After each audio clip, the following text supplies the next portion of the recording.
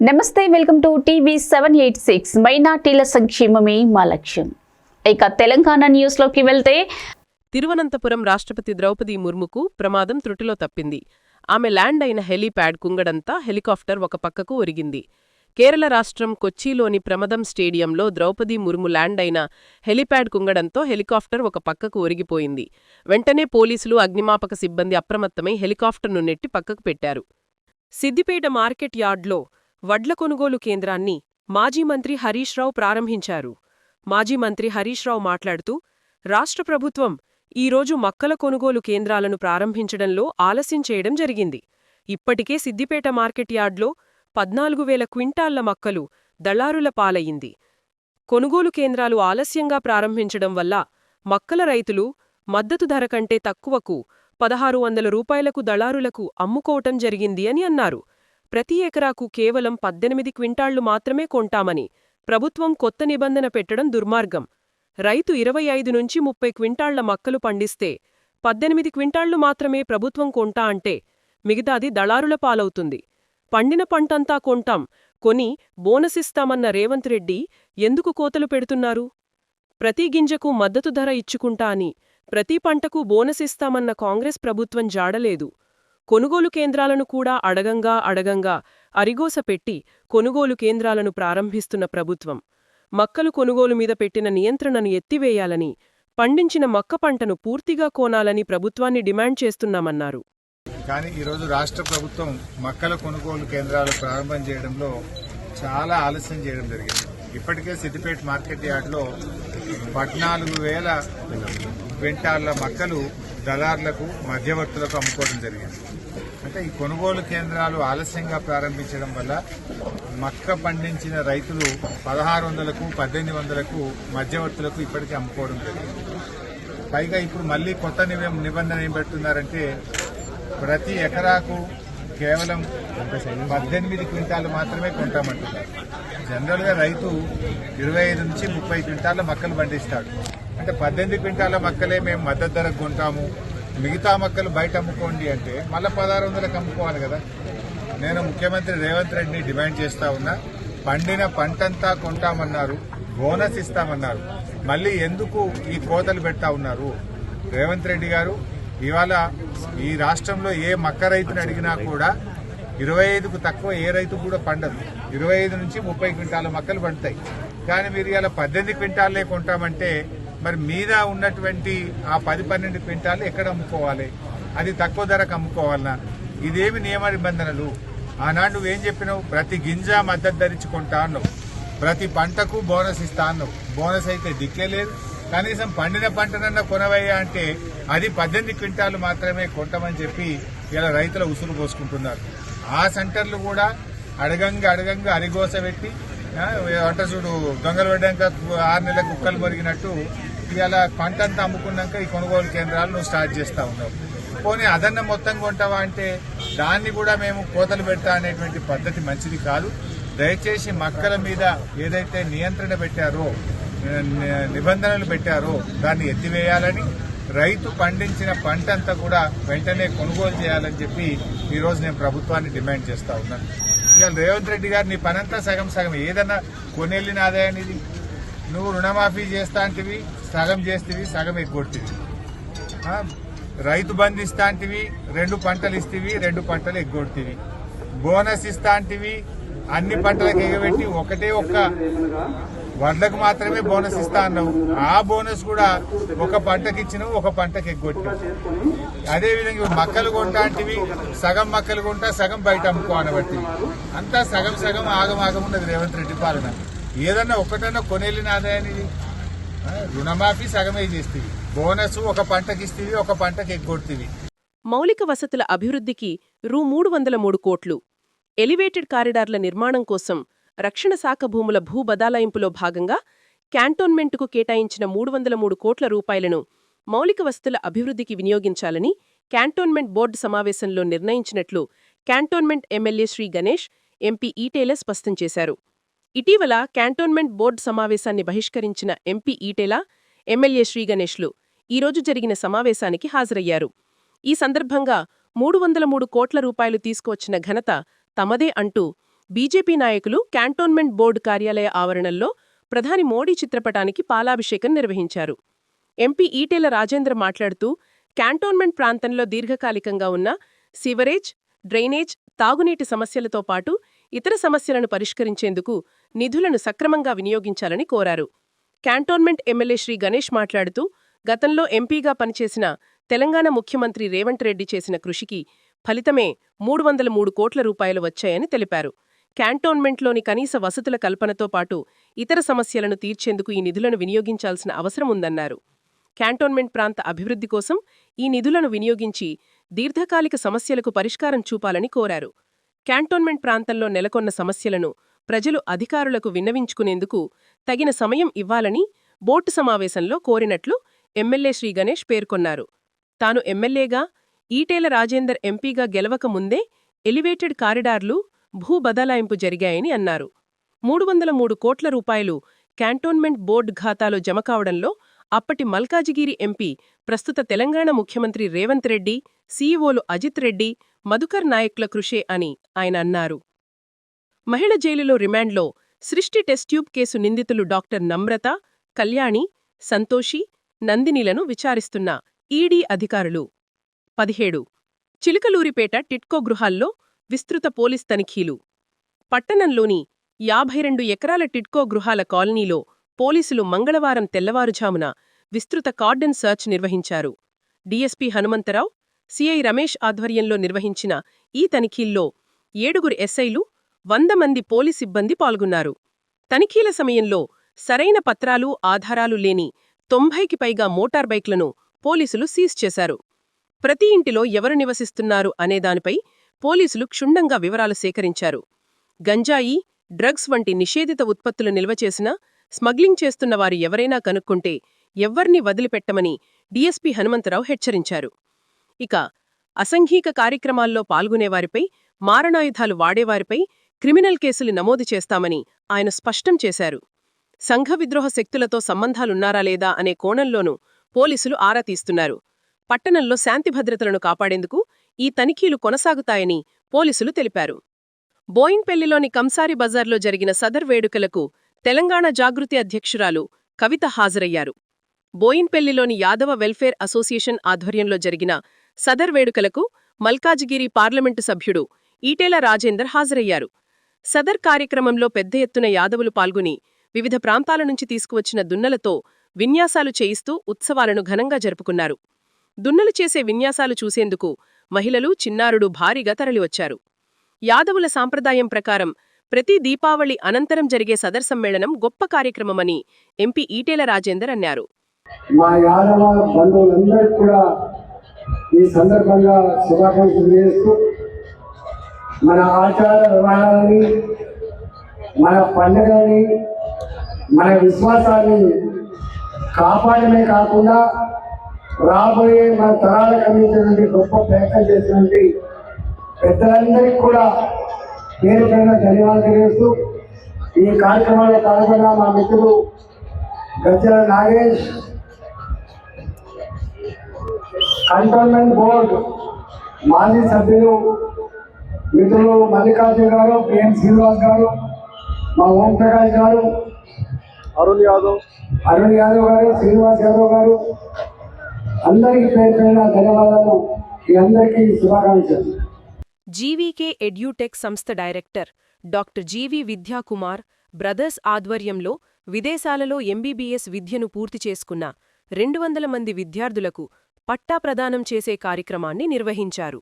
ఈ కార్యక్రమానికి ముఖ్య అతిథులుగా తెలంగాణ రాష్ట్ర డిప్యూటీ స్పీకర్ డాక్టర్ రామచంద్రనాయక్, మాజీ సెంట్రల్ యూనియన్ మినిస్టర్ డాక్టర్ సముద్రాల వేణుగోపాలచారి, మాజీ బీసీ కమిషన్ చైర్మన్ వకుళాభరణం కృష్ణమోహన్ రావు ముఖ్య అతిథులుగా హాజరై ప్రదానం చేశారు. ఈ సందర్భంగా డిప్యూటీ స్పీకర్ రామచంద్రనాయక్ మాట్లాడుతూ, సీఎం రేవంత్ రెడ్డి రాష్ట్రంలో మెడికల్ సీట్లు పెంచి మెడికల్ విద్యను పేద ప్రజలకు అందిస్తున్నారని కొనియాడారు. ప్రైవేట్లో మెడికల్ విద్యను అభ్యసించాలంటే చాలా ఖర్చుతో కూడుకున్నదని, అలాంటివారి కోసం జీవీకే సంస్థ వారు యువతకు చేయూతను అందించే విధంగా ఎంబీబీఎస్ను విదేశాలలో తక్కువ ఫీజులతో పూర్తి చేయించడం ఎంతో అభినందనీయమన్నారు. విదేశాలలోని వైద్య కళాశాలలతో ఒప్పందం కుదుర్చుకొని 20 లక్షలలో పూర్తి చేయటం గొప్ప విషయమన్నారు. తెలంగాణ యువతను విద్య, వైద్యం వైపు నడిపిస్తున్న జీవీకే బ్రదర్స్కు అభినందనలు తెలిపారు. విద్యార్థులు వైద్య విద్యను అభ్యసించి రాష్ట్రానికి సేవలందించాల్సిన అవసరం ఎంతైనా ఉందని దుయ్యబట్టారు. డాక్టరైన వారు మెరుగైన వైద్యం అందించే దిశగా కృషి చేయాలని విద్యార్థులకు డిప్యూటీ స్పీకర్ రామచంద్రనాయక్ హితవు పలికారు. జీవీకే గారు మరి యువతకు అందించే ఈ చేయూతను అదేవిధంగా సపోర్ట్ని తప్పకుండా అభినందించాల్సిన అవసరం ఉంది. ఎక్కడ చదివినా కానీ మరి అతి తక్కువ 30 lakhsలోనే మరి విదేశాల్లో విద్యను అందించే యూనివర్సిటీస్తోని వారు కొలాబరేట్ అయ్యి మన తెలంగాణ యువతను మంచి మరి ఉపాధి వైపు వైద్య విద్య వైపు తీసుకెళ్తున్నందుకు వారికి అభినందనలు తెలియజేస్తా ఉన్నా. తప్పకుండా భవిష్యత్తులో మరి వైద్య వృత్తి ఇంకా డాక్టర్లు రాష్ట్రంలో సేవలు అందించాల్సిన అవసరం ఉంది. తప్పకుండా డాక్టర్లు ఇంకా మెరుగైన వైద్యాన్ని తెలంగాణ రాష్ట్రం కూడా మెడికల్ సీట్ చదివే వారికి ఈరోజు ఉన్న క్యాపిటేషన్ ఫీజుకు అనుగుణంగా ఈరోజు మరి జీవీకే వారు ఈరోజు మరి వాళ్ళ రాష్ట్రాల్లో తక్కువ రేటుకే ఈరోజు ఈ కార్యక్రమాలు చేయటం మరి చాలా సంతోషమైన విషయం. మరి వారందరికీ కూడా ఈ సందర్భంగా అభినందిస్తూ మీరు కూడా ఈరోజు ప్రచార కార్యక్రమాలు మీరు కూడా ముందు తీసుకుపోవాలని మిమ్మల్ని కోరుతూ మీకు కూడా మీ టెక్నీషియన్స్ మీ మేనేజ్మెంట్ అందరికి కూడా దీపావళి శుభాకాంక్షలు. జీవీకే సంస్థ ఆధ్వర్యంలో విదేశాలలో చదువుకున్నటువంటి ఎంబీబీఎస్ డాక్టర్లకు ఒక పట్టాలు ఇచ్చేటటువంటి కార్యక్రమాన్ని మా సోదరుడు జీవీకే హైదరాబాద్ నగరంలోని ఈ అంబర్పేట ప్రాంతంలో ఉన్న ధృవ ఫంక్షన్ హాల్లో ఏర్పాటు చేయడం జరిగింది. చాలా కాలంగా గడిచిన 5 సంవత్సరాలుగా జీవీకే సంస్థ తెలంగాణలో ఉన్నటువంటి ప్రతి కుటుంబం నుండి ఒకరిని ఎంబీబీఎస్ డాక్టర్గా తీర్చిదిద్దాలనేటువంటి సంకల్పంతో ఒక ప్రయత్నాన్ని మొదలుపెట్టి ప్రతి ఏటా 300 మందిని డాక్టర్లుగా తయారు చేసేటటువంటి కార్యక్రమానికి శ్రీకారం చుట్టి కేవలం అడ్మిషన్లు ఇప్పించడమే కాకుండా పాస్డ్ అవుట్ విషయంలో కూడా అనుక్షణం వారి వెంబడి ఉండి వారు తినేటటువంటి భోజనం నుండి మొదలు పెడితే వారి పుస్తకాల వరకు వారికి ఉపాధ్యాయులు ఇచ్చేటటువంటి శిక్షణ వరకు ప్రతి విషయంలో కూడా జీవీకే తనదైనటువంటి పాత్ర వహించి ఇవాళ మన తెలంగాణ బిడ్డలను అందరినీ కూడా డాక్టర్లుగా తయారు చేస్తున్నారు. దీంట్లో వ్యాపార కోణం ఉన్నప్పటికీ సామాజిక సేవ కూడా దాగి ఉన్నది. సమాజంలో ఉన్నటువంటి యువత ఉన్నతమైనటువంటి చదువులు చదువుకుంటే బీజేపీ పాదయాత్రలో పాల్గొన్న రామచంద్రరావు. జూబ్లీహిల్స్ ఉప ఎన్నిక బీజేపీ అభ్యర్థి శ్రీ లంకల దీపక్ రెడ్డి పాదయాత్ర కార్యక్రమంలో బుధవారం తెలంగాణ రాష్ట్ర బీజేపీ అధ్యక్షులు ఎన్ రామచందర్రావు ముఖ్య అతిథిగా పాల్గొన్నారు. వెంగళరావు నగర్ డివిజన్లోని యాదగిరినగర్ కమాన్ ఎస్జీబీ పాఠశాల సమీపం నుంచి ప్రారంభమైన ఈ పాదయాత్ర సందర్భంగా ప్రజలు, బీజేపీ కార్యకర్తలు రామచంద్రరావుకు ఆత్మీయ స్వాగతం పలికారు. పాదయాత్ర ఉత్సాహంగా మారింది. అభిమాన నాయకుణ్ణి చూసేందుకు స్థానికులు పెద్ద ఎత్తున హాజరయ్యారు. ఈ సందర్భంగా రామచంద్రరావు గారు గడపగడప తిరిగి ప్రజలతో మమేకమయ్యారు. ప్రజల ఆశయాలకు అనుగుణంగా పనిచేసే అభ్యర్థి లంకల దీపక్ రెడ్డిని గెలిపించాలని కోరారు. ఇది కేవలం ఉప ఎన్నిక మాత్రమే కాదు, రాష్ట్ర ప్రభుత్వంపై ప్రజల్లో పెరుగుతున్న వ్యతిరేకతకు ప్రతీక అని చెప్పారు.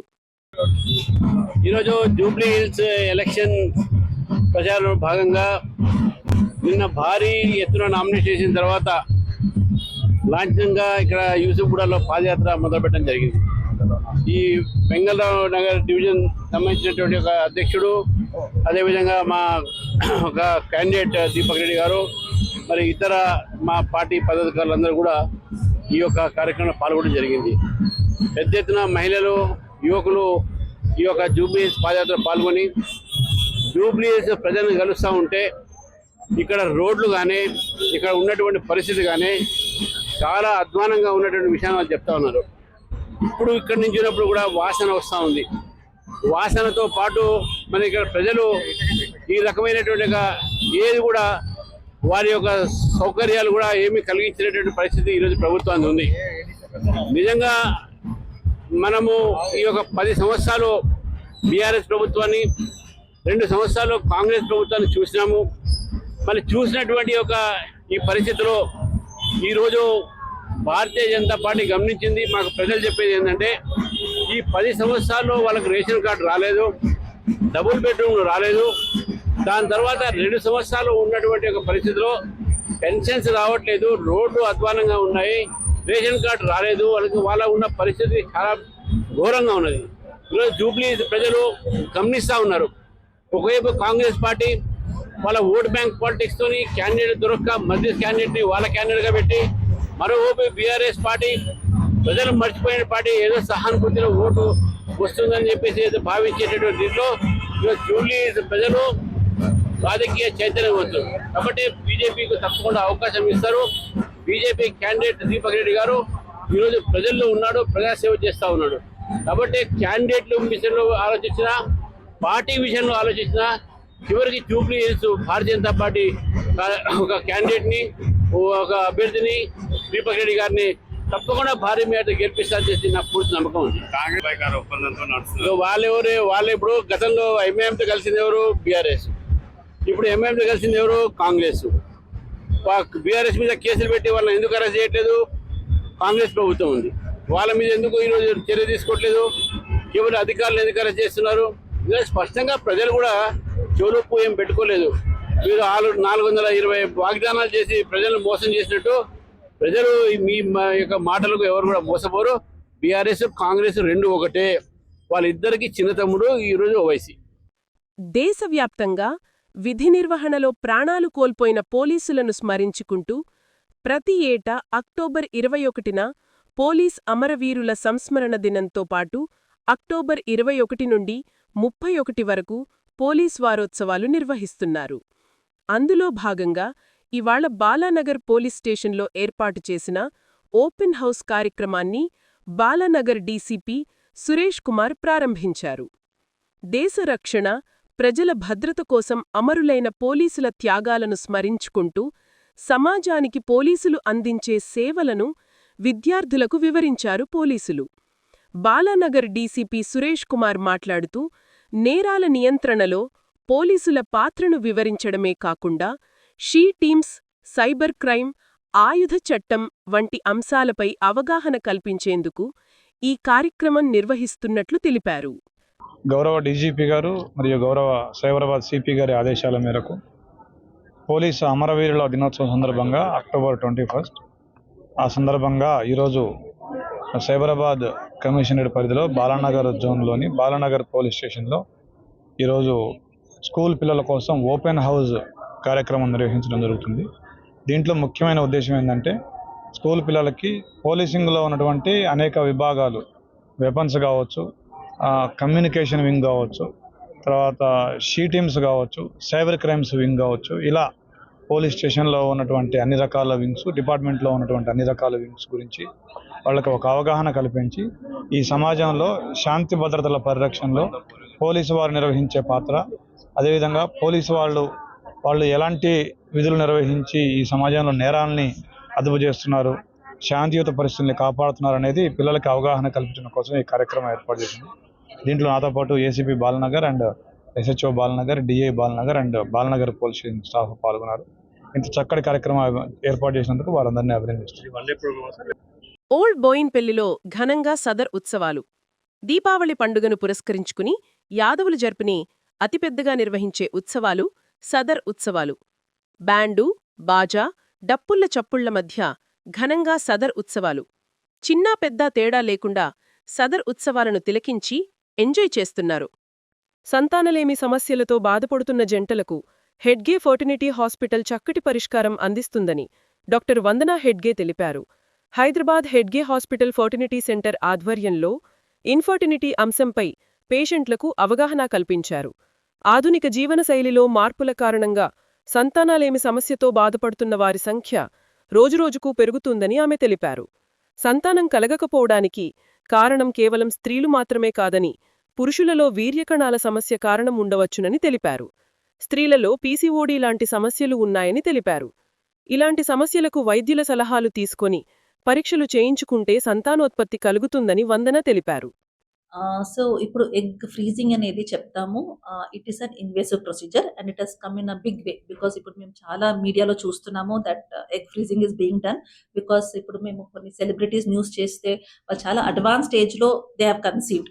సో బికాస్ వాళ్ళు చాలా యంగర్ ఏజ్ లో వాళ్ళ ఎగ్స్ ని ఫ్రీజ్ చేసుకున్నారని. ఇప్పుడు మా క్లినిక్స్ లోను చాలా వరకు పేషెంట్స్ వస్తున్నారు to freeze their eggs. But నేనేం చూశానంటే వాళ్ళు కరెక్ట్ ఏజ్ లో రావట్లేదు. Because know why it is important. మేము అర్థం చేసుకోవాలి వాళ్ళు ఎందుకు ఎగ్ ఫ్రీజ్ చేయాలి అండ్ ఏ టైంలో చేయాలంటే దిస్ ఇస్ బికాస్ మెయిన్లీ ఒక అమ్మాయికి there is something call biological age. So ఏది మేము క్రొనలాజికల్ ఏజ్ అని చెప్తాము, that is her birth age. Because we calculate ఒక అమ్మాయి 28 years or 35 years is based upon her year of birth. Now what happens for women? Men కి women కి compare చేసుకుంటే men కి వాళ్ళ స్పర్మ్ ప్రొడక్షన్ కంటిన్యూస్ గా బాడీలో అవుతుంది. సో ఇఫ్ ద ఇజాక్యులేట్ అన్ని స్పర్మ్స్ ఇంకోసారి ఫార్మ్ అవుతుంది వాళ్ళ బాడీలో. అదే అట్లా లేదు అమ్మాయికి. అమ్మాయి వాళ్ళకి వాళ్ళు పుట్టినప్పుడే వాళ్ళ egg numbers are fixed number and వాళ్ళకి ప్యూబర్టీ ఫస్ట్ పీరియడ్స్ ఎప్పుడు వాళ్ళకి స్టార్ట్ అవుతుంది, అక్కడ నుంచి వాళ్ళకి ఓవలేషన్ స్టార్ట్ అవుతుంది. ఆ ఓవలేషన్ తో వాళ్ళ ఫిక్స్డ్ నంబర్ ఆఫ్ ఎగ్స్ నుంచి వాళ్ళకి ఎగ్స్ తగ్గనికి స్టార్ట్ అవుతుంది. సో మెల్లగా వాళ్ళకి if you look at a girl at 23-25 years కి కంపేర్ చేసుకుంటే 30 years కి ఇంకా తగ్గుతుంది. By 35 it goes quite low. So 35 లో మాకేం వరి అక్కడ క్వాంటిటేటివ్ డిక్లైన్ ఎనివే అవుతుంది. బట్ 35 తర్వాత వాళ్ళకి ఎగ్ ది క్వాలిటీను తగ్గుతుంది. సో అక్కడ ఎగ్ క్వాలిటీ అంటే లోపల ఉన్న డిఎన్ఏ వాళ్ళు ఏది ఉంది ఎగ్ లోపల అందులో డ్యామేజ్ స్టార్ట్ అవుతుంది. సో ఆ డ్యామేజ్డ్ ఎగ్స్ లో వాళ్ళకి ప్రెగ్నెన్సీ ఛాన్స్ తగ్గుతుంది, అబార్షన్స్ ఎక్కువ అవుతుంది అండ్ జెనెటిక్ ప్రాబ్లమ్స్ లోనూ పిల్లల్లో ఎక్కువ అవ్వచ్చు. So that is the whole concept of freezing eggs. Because అమ్మాయి వాళ్ళు ఇప్పుడు మేము చూస్తున్నాము వాళ్ళు హార్డ్లీ ఎనీబడి ఇప్పుడు 25 years లోపల పెళ్లి అవుతున్నారు, ఇంకా పిల్లలు అవడానికి చాలా దూరమే. ఇంకా ఇప్పుడు వాళ్ళు పెళ్లి లేట్ చేసుకొని పిల్లలు లేట్గా కంటే వాళ్ళకి ఫర్టిలిటీ ప్రాబ్లమ్స్ ఉన్నది ఎక్కువ అవుతుంది. బికాస్ వాళ్ళకి ఎగ్ నంబర్స్ తక్కువ అవుతే ఎగ్ క్వాలిటీ తగ్గితే వాళ్ళకు హోల్ ట్రీట్మెంట్ ఇప్పుడు వాళ్ళు న్యాచురలే కాదు, వాళ్ళు ఈవెన్ ఐవీఎఫ్ కి వెళ్తే వాళ్ళ సక్సెస్ రేట్ తక్కువ ఉంటుంది. బికాస్ ఐవీఎఫ్ లోనూ వాళ్ళ success rate depends upon egg quality. So to as a backup ఇదన్నీ వాళ్ళు ఫేస్ అవ్వకూడదంటే వాళ్ళు egg freezing is one of the very wonderful options today. ఇదేం ఎక్స్పెరిమెంట్ ఏం కాదు, it is a very proven technique, very successful technique. But it should be done at the right time. Which is the right time? Now, if you look at Indian women kada, Indian women oka 5 years వాళ్ళు age is happening faster than aging is faster than Western women. అంటే for example ఒక western women ఇప్పుడు 40 years లో ఉన్నారంటే Indian women the 35 years over in అట్లా ఉంటుంది. So that means ఇప్పుడు మేము ఎగ్స్ ఫ్రీజ్ చేయాలంటే మాకు అడిక్వేట్ నంబర్ ఆఫ్ ఎగ్స్ కావాలి, నాకు గుడ్ క్వాలిటీ కావాలి. మినిమం ఏం చెప్తాం ఇప్పుడు ఎగ్ ఫ్రీజింగ్, ఇప్పుడు మీకు ఒక్క బేబీ కావాలి, హెల్తీ బేబీ కావాలంటే you have to freeze minimum 15 to 20 eggs. Alluri జిల్లాలో బుధవారం ఘోర రోడ్డు ప్రమాదం చోటు చేసుకుంది. జీకే వీధి మండలం రింతాడ వద్ద కూరగాయలు విక్రయిస్తున్న గిరిజనులపైకి దూసుకెళ్లిన బొలేరో వాహనం దూసుకెళ్లింది. ఈ ఘటనలో ఒకరి మృతి చెందగా మరో 15 మంది తీవ్రంగా గాయపడ్డారు. క్షతగాత్రుల్లో 9 మంది పరిస్థితి విషమంగా ఉన్నట్లు సమాచారం. విషయం తెలుసుకున్న పోలీసులు ఘటనాస్థలికి చేరుకుని దర్యాప్తు చేస్తున్నారు. అశ్వరథంపై ఊరేగింపుగా వచ్చి నామినేషన్ దాఖలు చేసిన డాక్టర్ కె వీరభోగ వసంతరాయులు ప్రజాపతి. శాలివాహన చక్రవర్తి గెటప్లో డాక్టర్ కె వీరభోగ వసంతరాయులు గారు ఈరోజు జూబ్లీహిల్స్ కాన్స్టిట్యున్సీ ఉప ఎన్నికల్లో నామినేషన్ దాఖలు చేయడం జరిగింది. ఆన్లైన్ నామినేషన్ విధానాన్ని ఉపయోగించుకున్న మొట్టమొదటిగా మరియు ఒకే ఒక్క వ్యక్తిగా డాక్టర్ కె వీరభోగ వసంతరాయులు గారిని రిటర్నింగ్ ఆఫీసర్ అభినందించడం జరిగింది.